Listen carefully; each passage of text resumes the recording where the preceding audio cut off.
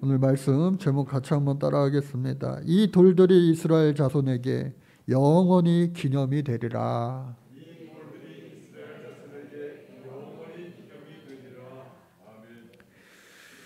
내일이 여러분들 무슨 날인지 아십니까?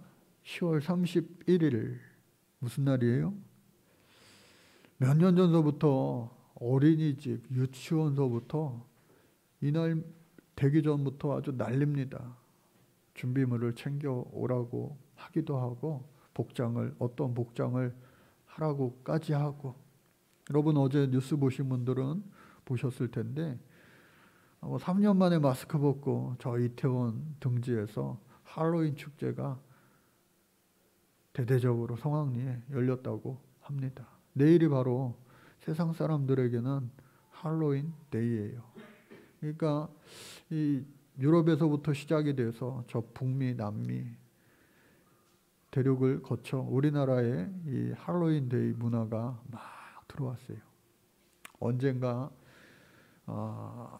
몇 년 전에 마트 또 쇼핑센터에 가보니까 모든 그런 잭오랜턴으로 대표되는 그 호박 인형을 또 그 랜턴을 등을 만들어서 그것을 상품화하기도 하고 뭐 먹을 거에도 막 던킨 도너츠 또 크리스피 도너츠에도 막 그렇게 그려놓기도 하고 온통 그런 문화가 그냥 상업주의와 맞물려서 그렇게 되었습니다. 근데 이 할로윈 데이라고 하는 것 어원적으로는 할로우는 성인을 이야기합니다. 기독교에서 말하는 성인들, 세인트. 그리고 윈이라고 하는 것은 이브닝이라고 하는 이 밤이라고 하는 두 단어가 합쳐져서 대성일 축제일 전야제라고 하는 어원적 의미는 가지고 있어요.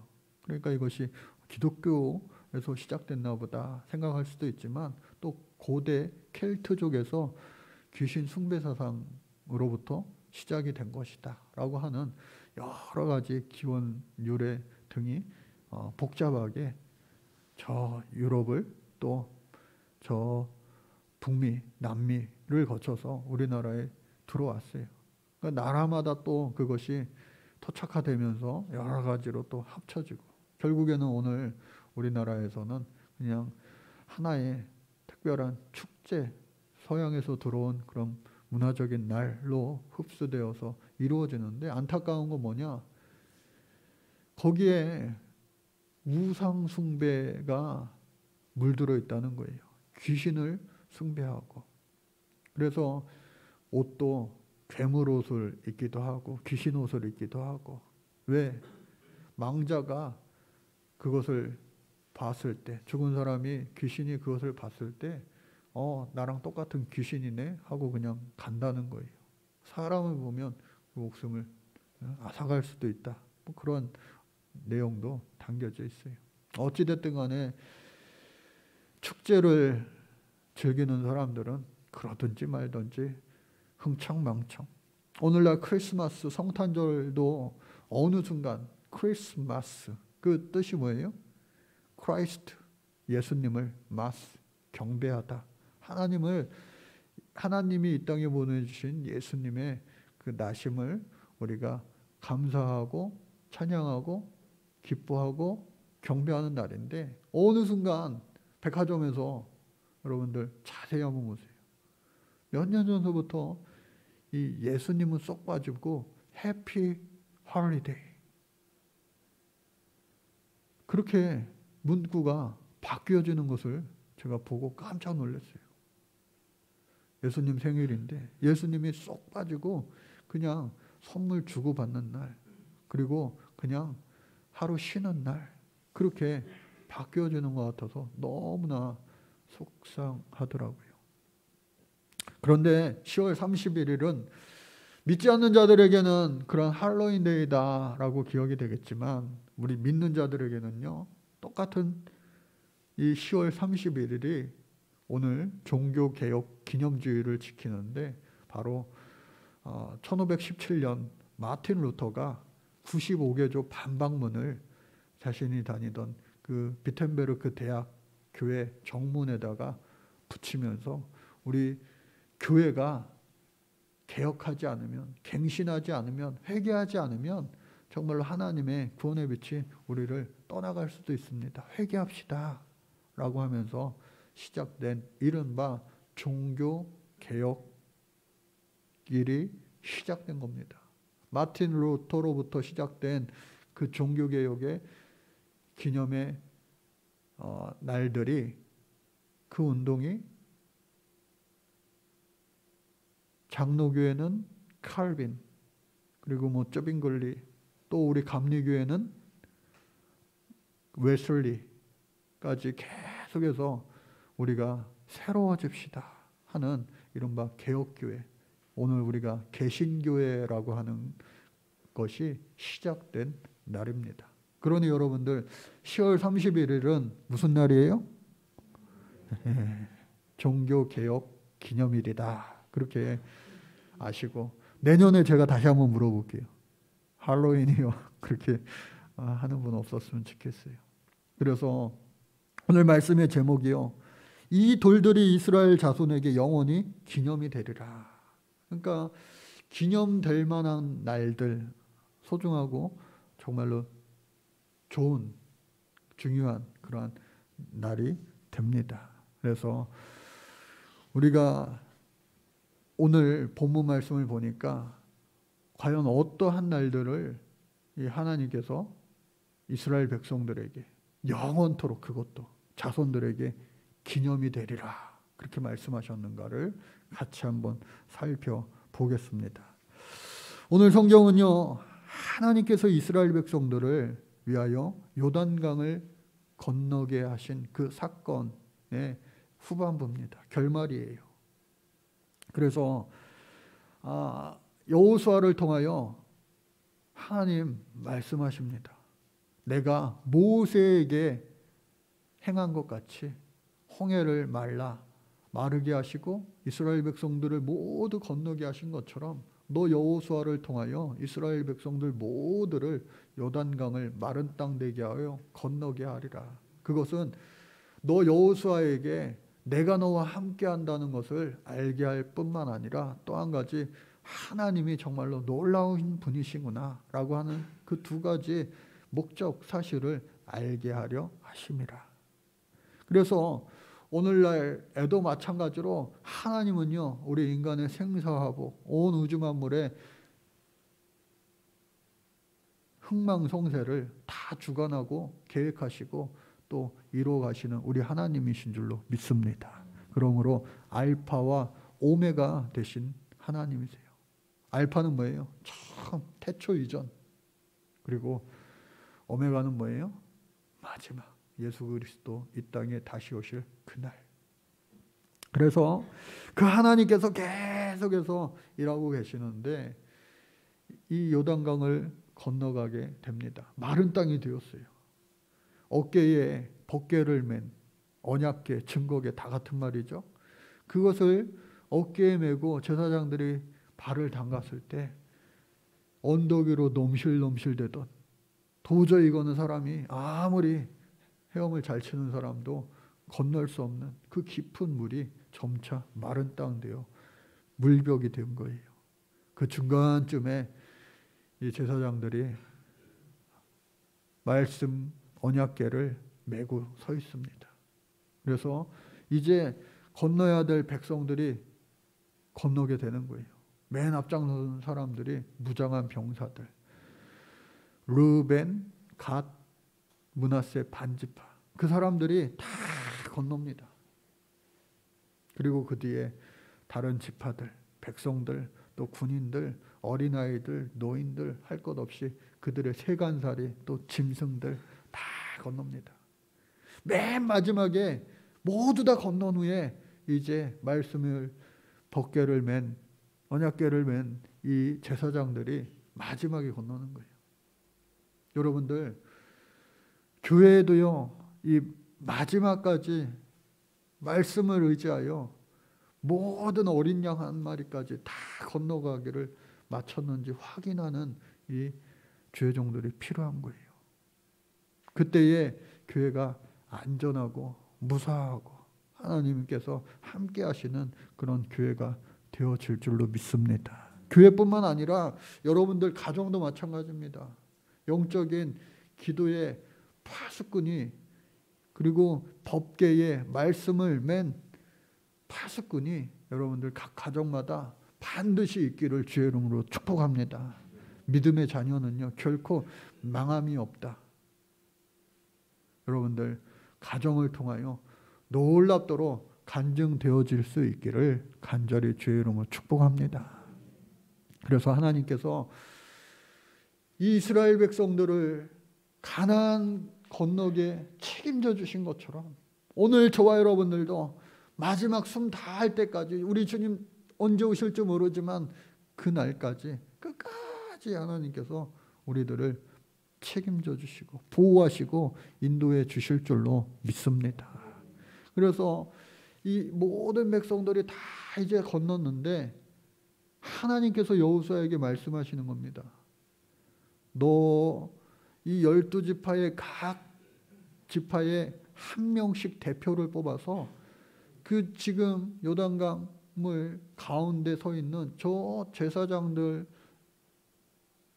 가서 그곳에 있는 돌들을 12개 각각 하나씩 취하여 어깨에 메고 오라는 거예요. 그리고 그 제사장들 발 앞에 돌을 12개를 이렇게 세워놓고 오라는 거예요. 그러니까 12개 플러스 12개 몇 개예요? 24개. 12개는 메고 와서 그들이 처음 진을 친 곳 길갈에다 세우고, 12개는 마지막 제사장들이 요단강을 나오니까 다시 물이 흘러 보이지 않는 그 요단강 깊은 정중앙에 12개가 세워진 거예요. 그래서 그 12개를 가지고, 여러분 그랜드 캐년 가보셨어요? 자이언트 캐년 가보셨어요? 산 속에 있는 돌과 물 속에 있는 돌은요 다릅니다. 산 속에 있는 돌은 좀 거칠어요. 근데 물가에 있는 돌은요 매끈매끈합니다. 그러니까 길갈에 세운 큰 12돌은 누가 봐도 이거는 여기 돌이 아니네, 물 속에 있던 돌이네 라고 하는 것을 알 수가 있는 거예요. 하나님이 왜 이 물에 있는 돌을 수석이라고 그러죠? 하나님이 수집가도 아니실 텐데 왜 이것을 메고 오라 하셨을까?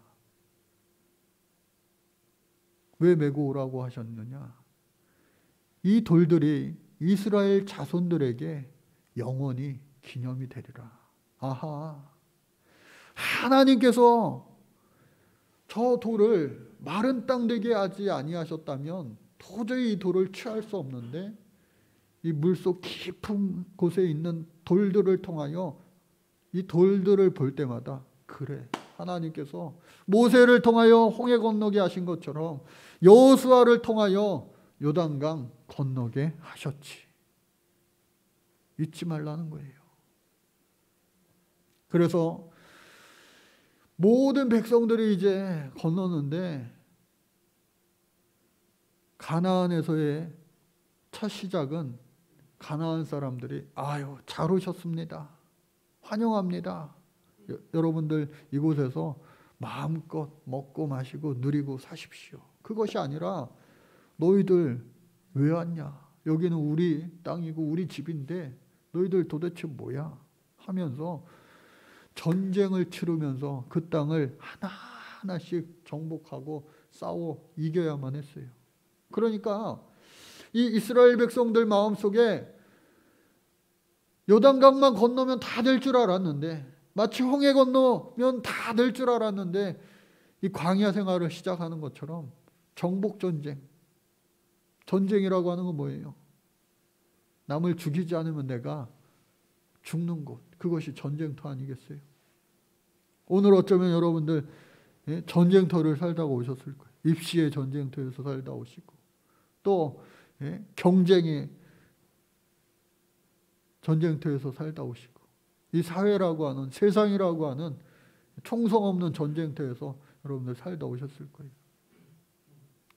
지지난 주일날 우리가 우크라이나 어느 교회 추수감사주일 예배를 드리는 그 영상을 보기도 하였는데 정말로 포탄이 오가는 그런 전쟁터에서도 여전히 믿음 가지고 하나님 앞에 나와 예배하는 교회가 있음을 여러분들 잊지 마시고, 우리가 평생 사는 날 동안 어떠한 일이 있어도 세상 앞에 무릎 꿇지 말고 하나님 앞에 예배하는 진짜 예배자 될 수 있기를 간절히 주의 이름으로 축복합니다. 그러므로 말미암아 믿음이 세상을 이기는 거예요.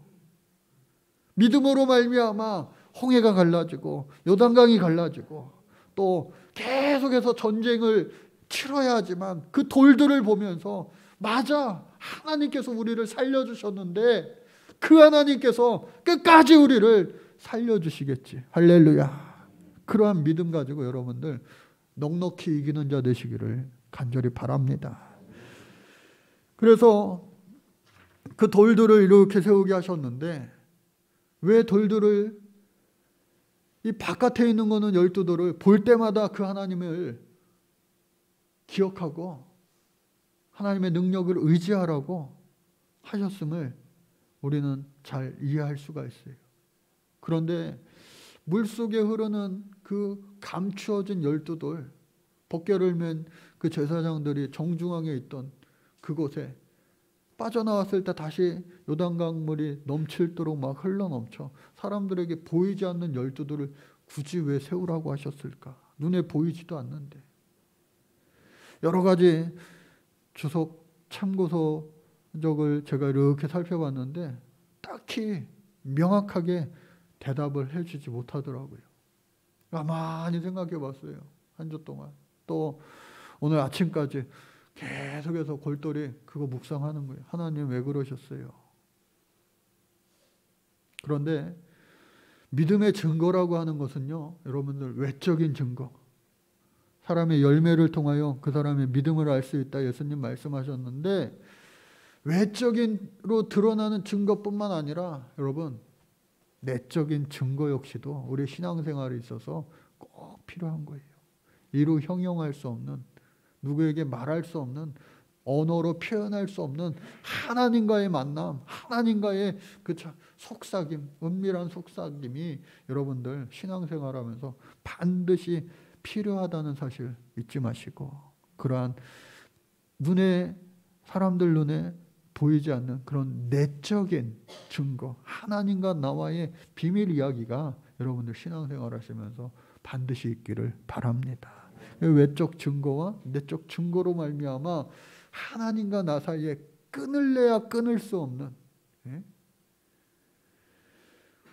우리에게 살면서 다시는 반복되어야 되지 않아야 될 역사, 아픔의 역사, 아직까지도 분단이 다시 통일되지 못하였는데 그 분단을 이루게 한 그 남과 북의 전쟁, 또 일제 치하, 그러한 굴곡진 역사로 말미암아 너 예수 믿어 안 믿어?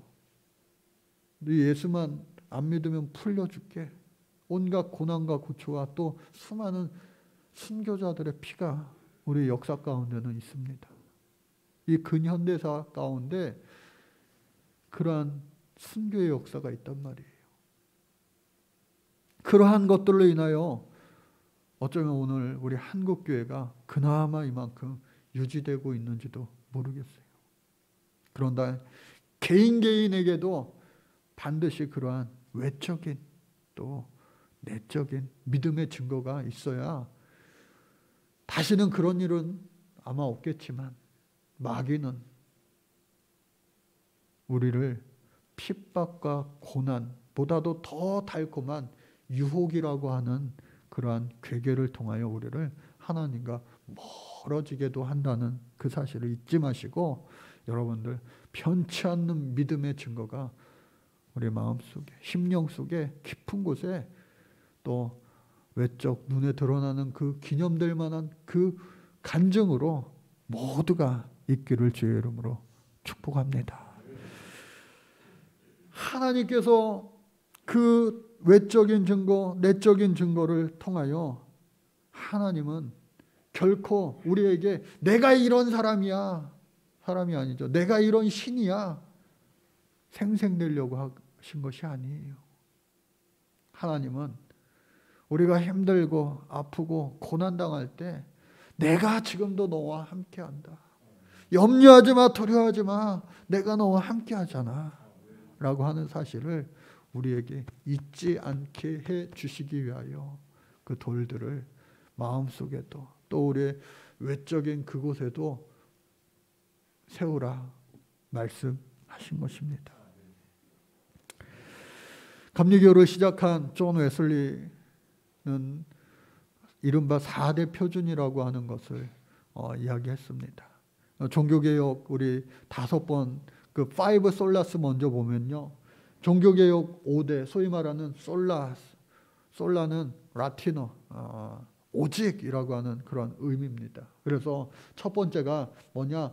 솔라 그라티아, 오직 은혜라고 하는 거예요. 은혜 없이는요 신앙생활을 하기 힘듭니다. 여러분들 은혜를 많이 받고 은혜를 누리며 살 수 있기를 간절히 바랍니다. 그리고요 솔라 피데, 오직 믿음이라고 하는 거예요. 믿음 없이는 하나님을 기쁘시게 할 수 없어요. 믿음 없으면요 우리의 신앙생활이 건강하게 계속해서 유지될 수 없어요. 믿음 있기를 주의 이름으로 축복합니다. 구하는 자에게 하나님 반드시 더하여 주실 줄로 믿습니다. 또 뿐만 아니라 솔라 스크립투라, 오직 말씀이라는 거예요. 말씀. 그 어떠한 것도 말씀에서 벗어나면요 다 거짓이 되고 허황된 것이 되고 맙니다. 성경 중심, 말씀 중심의 신앙생활 우리 모두가 할 수 있기를 간절히 바랍니다. 또 솔라 크리스투스, 오직 그리스도. 예수님 외에는 구원이 없다. 예수 외에는 구원이 없다. 예? 이것을 우리는 잊지 말아야 돼요. 마지막으로 솔리 데오 글로리아, 모든 영광 하나님께, 오직 하나님께 영광 올려드리는 거예요. 이 5가지 공통적인 그 종교개혁 신앙의 5 솔라스라고 하는 5가지 표준이 되는데, 우리 존 웨슬리는 감리교의 4가지 신앙 표준을 이야기합니다. 그 4가지는 뭐냐? 같이 한번 읽어볼까요? 시작. 말씀, 이성, 전통, 체험. 말씀은요 말 그대로 성경을 이야기하는 겁니다. 성경을 벗어나면요 다 가짜가 되고 말아요. 이단이 되고 맙니다.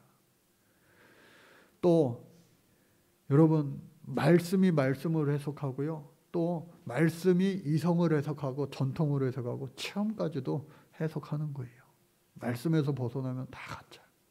근데 이성이라고 하는 것, 우리가 성경을 볼 때 이성적으로는 도저히, 논리적으로는 도저히 초자연적인 그러한 일들이 얼마나 많습니까? 오늘 성경 본문도 그와 같은 거 아니에요?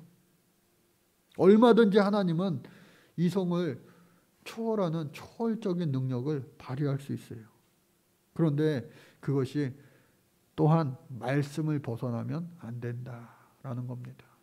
그래서 여러분들, 하나님은 우리에게 이성이라고 하는, 생각이라고 하는 그 힘을 주셨어요. 코로나19가 시작되고 얼마 되지 않아서 저 성남인가요?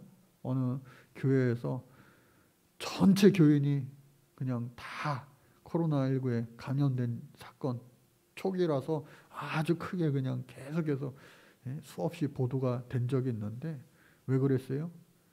거기 교회에서 코로나 백신도 나오지 않고 치료제도 나오지 않은 완전 초기에 이 스프레이에 소금물을 타가지고 그것을 입과 코에 뿌리면은 이 코로나19에 감염되지 않는다라고 해가지고 교인들 입장할 때 다 그걸 한 거예요. 근데 그것이 오히려 나중에 알고 보니까 매개체가 되어서 온 성도들이 다 코로나19에 감염되는, 그 완전히 난리가 된 적이 있었죠. 그 목사님 연세도 지긋하신데 아휴, 내가 빨리 이 문제가 해결되고 수습하고 교회를 폐쇄하고 내가 목회를 관두겠습니다. 그렇게 인터뷰하는 것을 본 적이 있어요. 여러분, 우리 신앙생활이 자칫 잘못하다가는 너무 체험을 중시하다 보면 신비주의에 빠지고 말아요. 이성이라고 하는 선물을 하나님을 우리에게 주신 이유를 잊지 마시기 바랍니다. 또 교회의 전통도 중요합니다.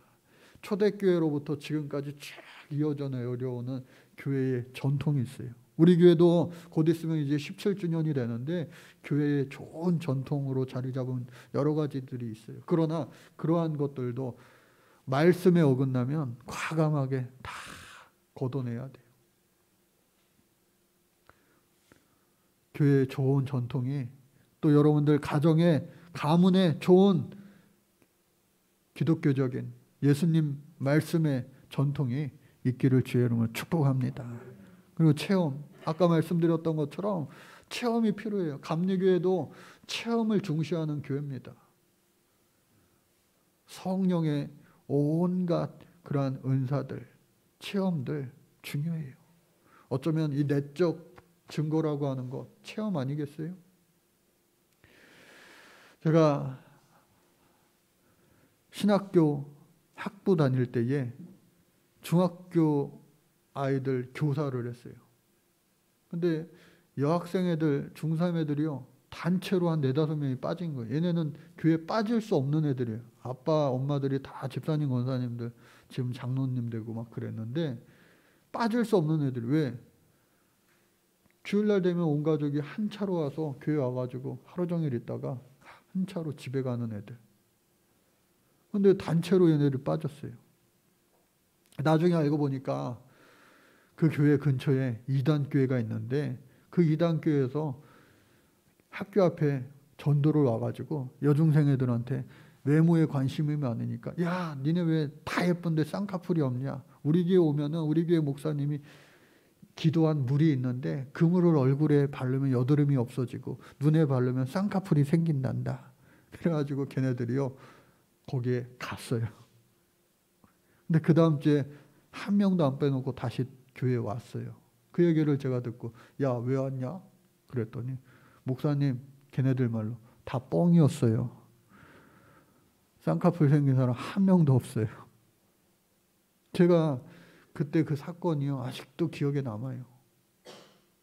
그리고 또 한 가지 불현듯 생각나는 게 뭐냐, 미혹한 영으로 말미암아 그 중에 4-5명 중에 한 명이라도 자고 일어나면 이렇게 쌍꺼풀이 생길 때가 있잖아요. 가끔 가다가 한쪽만 생기고 저쪽만 왔다 갔다 할 때도 있고.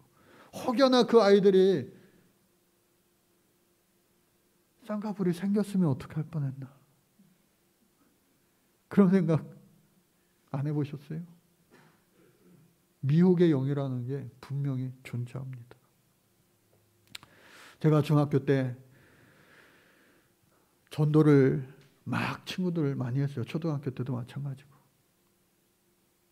근데 어느 기도원에 가면은 하여튼 예수 안 믿고는 못 배긴다고 하는 그런 기도원에 제가 학교 친구들 데리고 남자 여자들 몇 명 이렇게 해가지고 버스를 몇 번 갈아타고 또 등산 가방에다가 물통까지, 왜 거기도 생수를 주는데 하여튼 만병통치약이라는 말을 듣고 그거를 메고 간 적이 있어요.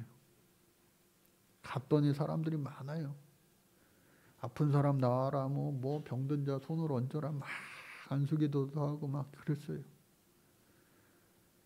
나중에는 암병을 고치고 죽은 자를 살리고 뭐 별의별 일들이 많았는데 나중에 알고 보니까 가짜였어요. 가짜였어요.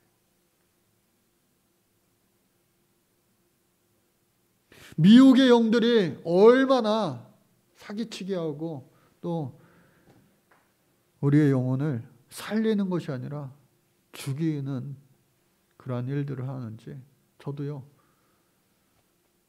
직접 경험은 많이 못했지만 간접 경험을 한 적이 있어요. 신앙생활하면서 너무 체험 중심, 은사 중심으로 빠지면요 신비주의에 빠져서 인생이 영혼이 다 죽고 피폐해지고 가정들마저도 다 망하고 맙니다.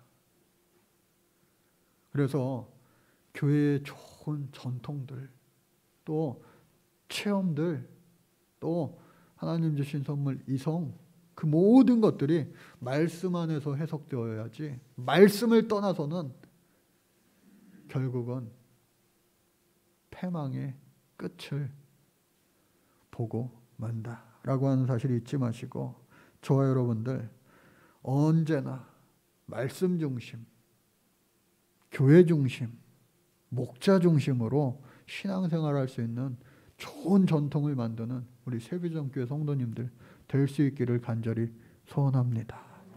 그것이 하나님 기뻐하시는 일인 줄로 믿습니다. 그래서 오늘 이 말씀을 보면서 이 돌들이 이스라엘 자손에게 영원히 기념이 되리라 말씀하셨는데 여러분 우리 신앙생활에 정말로 기념될 만한 것이 무엇입니까? 여러분들 각자 하나씩 뭐가 있을 거예요. 내가 평생 살면서 내가 하나님께 받은 말씀. 특별히 우리 교회 시작할 때 하나님 예레미야 33장의 말씀 주셨어요. 크고 비밀한 일을 이루리라. 할렐루야. 그리고 뿐만 아니라 여러분들 개인적으로도 하나님 주신 말씀, 내 평생의 말씀, 그 찬양, 그런 외적인 내적인 증거가 다 있으실 거예요. 그런데 오늘 이 십자가, 길갈에 세운 12돌도 이스라엘 백성들에게 영원히 기억될 만한 그런 기념비가 되었지만 오늘 예수님이 우리에게 남긴 것, 이 십자가 아니겠어요? 그런데 여러분 그 돌들도 마찬가지고요. 십자가도 마찬가지고요. 그 자체의 능력이 있는 것이 아니라 그 돌들을 그곳에 세우게 하신 하나님의 능력이 중요한 것이고 또 이 십자가도 마찬가지입니다. 십자가가 우상되면 안 돼요. 그 돌덩어리가 우상되면 안 돼요. 십자가에 담겨진 예수님이 우리를 향한 그 사랑, 그 은혜, 그리고 세상 사람들은 예수님이 십자가에 달려 죽으시기까지 어쩌면 그 이후에도 그것은요 죄악된 자들을 죽이는 사형틀에 불과했지만 사망의 표식이었지만 예수님이 그곳에서 죽으시고 부활하신 이후에는 이것이 바로 생명이요 부활이요 영생의 십자가가 되어졌다는 사실을 잊지 마시고 이 십자가를 통하여 우리 모두가 언제나 십자가 바라보면 나를 위하여 죽으신 예수님. 그러나 죽으셨으면 그대로 끝나셨을 텐데 나를 위하여 부활하시기까지 하신 예수님.